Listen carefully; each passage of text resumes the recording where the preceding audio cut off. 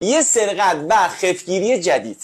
شما دارید توی خیابون راه میرید، یه کودک 5 6 ساله به شما نزدیک میشه، گریه کنان دست میکنه توی جیبش، یه آدرس در میاره که آقا خانم من گم شدم، به دادم برسید.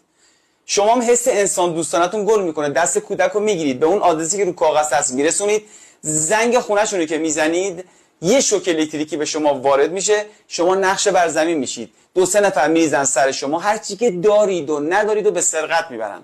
اگر هم خانوم باشید که خدا نخواسته حوادث ناگوار و ناراحت کننده برای اون خانوم به وجود میاد. دوستای خوبم، بهترین کار اینه که دست اون کودک رو بگیرید، نزدیکترین کلانتری محل برسونید، معرفیش کنید، تحویلش بدید. مطمئن باشین بهترین کار رو انجام دادید، نه از وجدان گرفتید، نه اموالی از شما به سرقت رفته، نه خدا نخواسته موارد دیگه‌ای برای خانمای محترم به وجود اومده.